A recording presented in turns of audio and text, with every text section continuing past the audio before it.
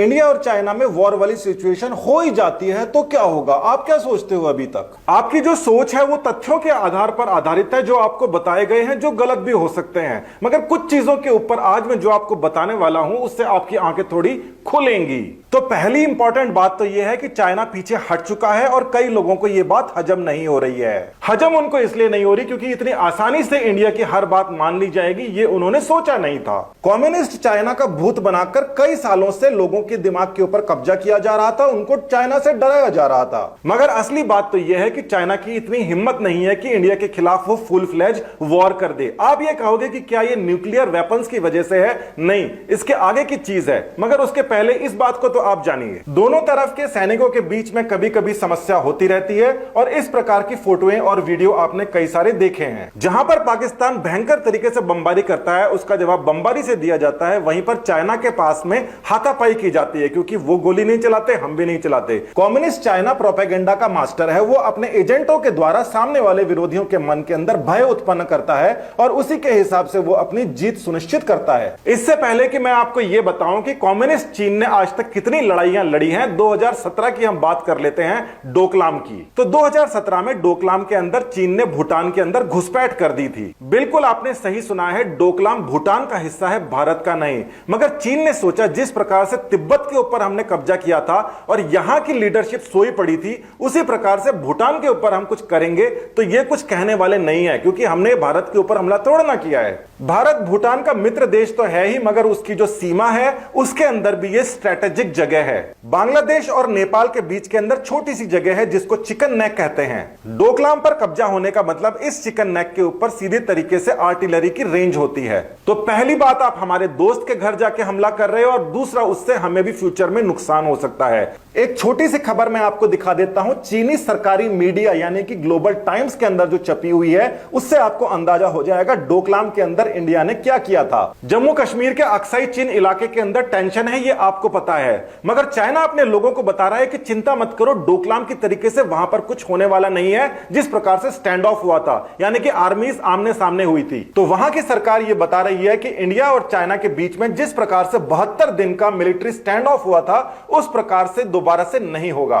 डोकलाम के समय इंडिया के अंदर तो आपके पास में जानकारी आए हो या नहीं आई हो, मगर चाइना के अंदर लोगों के अंदर त्राही त्राही मच गई थी। उनको लग रहा था कि चाइना तो अब गया। सरकारी अखबार खुद यह कहता है कि हमने ऐसे स्टेप उठा लिए हैं ताकि इस प्रकार से दोबारा से इंसिडेंट ना हो। चाइना अपने लोगों को अपनी शेखियां बधार बधार के हमेशा खबरें देता है, मगर इस प्रकार से डरी हुई खबर चाइना ने शायद पहली बार दी है। इस मैप को देखकर आपको पॉलिटिकल बाउंड्रीज ही पता पड़ती है, मगर असली मुद्दा समझने के लिए आपको सैटेलाइट इमेज की जरूरत पड़ेगी। चीन को हमेशा भारत से खतरा बना रहता है। उसका कारण सबसे बड़ा यह है कि भारत की मिलिट्री की सिर्फ संख्या ही ज्यादा नहीं है, मगर उसके पास के अंदर एक्सपीरियंस भी बहुत ज्यादा है। युद्ध केवल इक्विपमेंट से और संख्या से नहीं जीते जा सकते। ऐसे तो हर कोई नया बैट खरीद के सचिन तेंदुलकर बनने लग जाएगा। अनुभव की रिक्वायरमेंट होती है युद्धों को जीतने के लिए। एक तरफ जहां पर भारत के पास में ऐसे सैनिक और ऐसे कमांडर हैं जिनकी पुश्तें भी फौज के अंदर थी और जिनके पास में युद्ध का अनुभव बहुत सारा है, वहीं पर चाइना के पास में कम्युनिस्ट पावर है और वहां के जितने भी पुराने कमांडर थे वो तो ताइवान जा चुके हैं, यानी कि चाइना के पास में कोई युद्ध का अनुभव नहीं है। कम्युनिस्ट चीन के जो छोटे मोटे युद्ध जीते हुए हैं उसकी पोल भी 2 मिनट में खुल जाएगी, मगर पहले अक्साई चीन का मुद्दा क्या है और चाइना क्यों डरा हुआ है वो देखिए। नक्शे को देखकर आप समझ सकते हैं कि ये जो हिमालय की श्रृंखला है, इसको अगर बॉर्डर मान के चीन अपनी तरफ कर लेता है तो उसको थोड़ी सी भारत से सुरक्षा हो जाएगी, कहीं भारत उसके ऊपर आक्रमण ना कर दे। हिमालय की श्रृंखला के उस पार तक जम्मू कश्मीर फैला हुआ है, मगर उसके बीच के अंदर एक श्रृंखला आती है और इस पूरी श्रृंखला के अंदर से निकलने का केवल एक ही जगह है, एक ही रास्ता है। अक्साई चीन के ऊपर सिख डायनेस्टी का कब्जा था, जिसके बाद के अंदर वहां पर हिंदू राजा स्थापित किया गया और ब्रिटिश राज हटने के बाद में वो इंडिया के अंदर आ गया। जब चीन ने तिब्बत के ऊपर हमला किया उस समय भारत ने कोई रिस्पांस नहीं दिया और बहुत आराम से चीन ने तिब्बत को अपने अंदर शामिल कर लिया।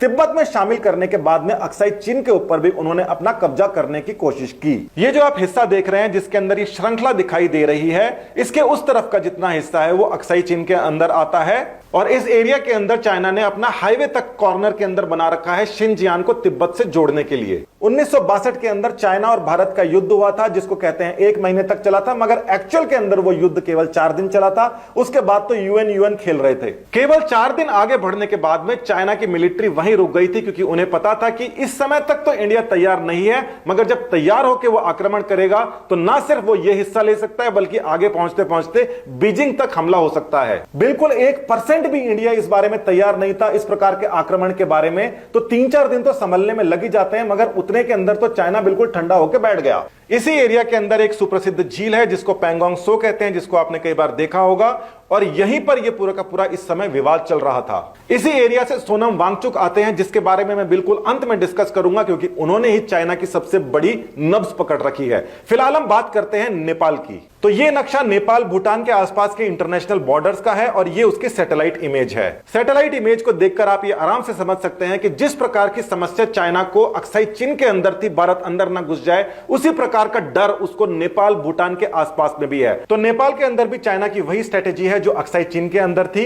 ये इसकी नेपाल की बाउंड्री है जो चाइना के साथ में लगी हुई है। साथ ही के अंदर नेपाल जो है वो नदी के हिसाब से डिमार्केशन हुआ है, नदी के इस तरफ नेपाल और उस तरफ इंडिया। मगर ये जो कॉर्नर है, यहां पर एक ऐसी जगह है जहां से इंडिया, नेपाल और चाइना तीनों के तीनों मिलते हैं। यहां पर चाइना को सबसे ज्यादा डर लगता है इंडिया का। तो नेपाल के इस बॉर्डर को सैटेलाइट इमेज के अंदर अगर देखते हैं तो इस प्रकार से दिखाई देता है। और ये जो लास्ट के अंदर ये छोटी सी एक नोक सी है, इसको अगर आप देखते हो तो आपको समझ में आता है कि यहीं पर वो जगह है जहां से भारत चाइना के अंदर घुस सकता है, या फिर चाइना भारत के अंदर घुस सकता है, या फिर चाइना नेपाल के अंदर घुस के उसके ऊपर कब्जा कर सकता है। चाइना तो जहां पर घुसता है वहां पर कब्जा करता ही है, भारत जैसा नहीं है वो। चाइना ने कंबोडिया की जो हालत करी है वो नेपाल की करना चाहता है, और उसको यह भी पता है कि भूटान के अंदर हम जिस प्रकार से अंदर घुसे थे सीधे तौर पर, वहां पर भारत बीच में आके उसने खेल बिगाड़ दिया था। तो इस बार चाइना ने नेपाल के ऊपर सीधे तौर पर कब्जा करने की बजाय जहां पर इंडिया आके उसको वापस मार भगाता, उसने नेपाल को ही भड़काया। नेपाल के अंदर भी कम्युनिस्ट गवर्नमेंट है, और कम्युनिस्ट के अंदर जहां पर आपको यह बात अगर पता नहीं है तो समझ जाइए, डेमोक्रेसी के अंदर बार बार सरकारें चेंज होती हैं, कई सारी पार्टियां होती हैं। कम्युनिस्ट विचारधारा यह कहती है कि एक ही पार्टी रहेगी, कोई चुनाव नहीं होगा, नीचे से लेकर ऊपर प्रमोट होते जाएंगे, और लास्ट के अंदर जो आदमी है वो तो जिंदगी भर रहेगा। इसीलिए आपको यह भी पता होना चाहिए कि शी जिनपिंग जब तक जिंदा रहेगा वो कम्युनिस्ट पार्टी यानी कि चाइना का हेड बना रहेगा। एक तरीके से ये उसका मालिक है, पूरे चाइना का मालिक है, कम्युनिस्ट मालिक जो लोकतंत्र में विश्वास नहीं करता। और ऐसा ही वो नेपाल के जो प्राइम मिनिस्टर है उसको भी शायद इसी प्रकार का लालच दे रहा है कि अगले चुनाव के अंदर पीछे नहीं आना है, तो ये सारे के सारे स्टेप्स लगाओ ताकि आपकी जो सत्ता है वो हमेशा बरकरार रहे। नेपाल वासियों के दिमाग के अंदर भी ये बात घर कर दी गई है कि चाइना इंडिया से ज्यादा पावरफुल है और वो ज्यादा दयालु है। दयालु तो चाइना किसी के लिए नहीं है। ऊपर से यह भी उनको बताया गया है कि चाइना हर किसी के ऊपर कब्जा कर सकता है, तो आज नहीं तो कल वो इंडिया के ऊपर कैसे ना कैसे कब्जा करेगा। मगर उनको यह बात नहीं पता कि ताइवान के ऊपर आज तक चाइना कब्जा कर नहीं पाया। ताइवान है कितना चाइना के सामने वो भी देखिए। तो ये तो इतना बड़ा सारा आपको चाइना दिखाई दे रहा है, और साथ के अंदर ताइवान भी है यहां पर छोटा सा। और ये जो ताइवान है ये चाइना से बहुत दूर नहीं है, केवल 120 किलोमीटर दूर है, और 3 बार चाइना इसके ऊपर आक्रमण करके कब्जा करने की कोशिश कर चुका है, मगर उसका कुछ नहीं बना। इतने छोटे से आइलैंड के ऊपर तो कब्जा कर नहीं पा रहा। चाइना को यूनाइटेड नेशन के अंदर वीटो पावर नेहरू ने दिलाई थी। जब चाइना ने तिब्बत के ऊपर आक्रमण किया था उस समय भी प्राइम मिनिस्टर नेहरू ही थे। टाइम मैगजीन के कवर पेज के ऊपर इंडियाज लॉस्ट इल्यूजन, यानी कि इंडिया का जो सोच है वो पूरी तरीके से धराशायी हुई है, यह बताया गया है। 1962 के बाद में 1967 में भी चाइना ने इस प्रकार की हिमाकत करी थी, मगर उस समय तक समय भी बदल गया था और इंडिया भी उसके लिए तैयार था। हालांकि यह बात भी सही है कि हर छोटी मोटी चीज के लिए प्रधानमंत्री से परमिशन लेने की जरूरत पड़ती है, मगर उस समय कुछ ऐसा हुआ था जिससे चाइना के हाथ पांव फूल गए, वो बुरी तरीके से भागे। यह हिस्टोरिकल तस्वीर है जिसको आप सभी ने देखा होगा, और यहां पीछे खड़े हैं जनरल सगत सिंह। यही जनरल सगत सिंह जिनको पूरे वर्ल्ड के अंदर ग्रेटेस्ट वॉर टाइम कमांडर के रूप के अंदर पहचाना जाता है, ये वहीं पर थे। 67 के अंदर चाइना ने जैसे ही मशीन गन से फायर किया, जनरल सगत सिंह नीचे से ऊपर गए, पहाड़ी के ऊपर गए, तोपें लेके गए और इतना बम मारे, इतने बम मारे कि ना सिर्फ वहां पर चीन की आर्मी का हर एक कैंप डिस्ट्रॉय किया गया, बल्कि भारत के सैनिक चीनियों के पीछे ऐसे पड़े कि कई किलोमीटर अंदर जाकर भी उनका शिकार करते रहे। विश्व के महानतम योद्धा जनरल सगत सिंह के बेटे कर्नल रणविजय सिंह जी ने भी इस बारे बारे में कई चीजें विस्तार से बताई हैं। तो अब तक आप ये बात समझ चुके हैं कि चीन के ऊपर इंडिया का हमेशा मिलिट्री एडवांटेज रहा है क्योंकि हमारे पास में योद्धा हैं। आपको यह भी पता है कि ताइवान 120 किलोमीटर दूर होने के बाद में भी चीन आज तक उसको फतेह नहीं कर पाया। और आपको यह भी पता है कि 67 के अंदर चाइनीज का क्या हाल हुआ था। उनकी हिम्मत होती तो दोबारा से अटैक करते, मगर उनको पता था कि उनकी हैसियत क्या है। तो सवाल यह उठता है कि इस प्रकार का भ्रम कौन फैलाता है कि चाइना हमसे ताकतवर है? मीडिया और पॉलिटिशियंस। अगर चाइना को ज्यादा ताकतवर दिखा के पेश किया जाता है तो 1962 के अंदर कुछ पॉलिटिशियंस की किस प्रकार से मट्टी पलीत हुई थी, उनके डिसीजंस की मट्टी पलीत हुई थथी, उसको ढकने के अंदर मदद मिलती है। साथ ही के अंदर कम्युनिस्ट विचारधारा के लोग चाइना को हमेशा बड़ा और बेहतर दिखाने की कोशिश करते रहे हैं क्योंकि उनको 1962 का सीक्रेट भी पता था। डोकलाम के बाद में अक्साई चीन के अंदर भी चाइना की हालत बिगड़ी हुई है, मगर वहां पे ग्लोबल टाइम्स के ऊपर जब मैंने सर्च करना चाहा अक्साई चीन के नाम से तो देखिए वहां पर कुछ मिला ही नहीं। ये आज यानी 10 जून को मैंने सर्च किया है और देखिए पुरानी पोस्ट जो अक्साई चीन की मिलती है वो 18/5 की मिलती है।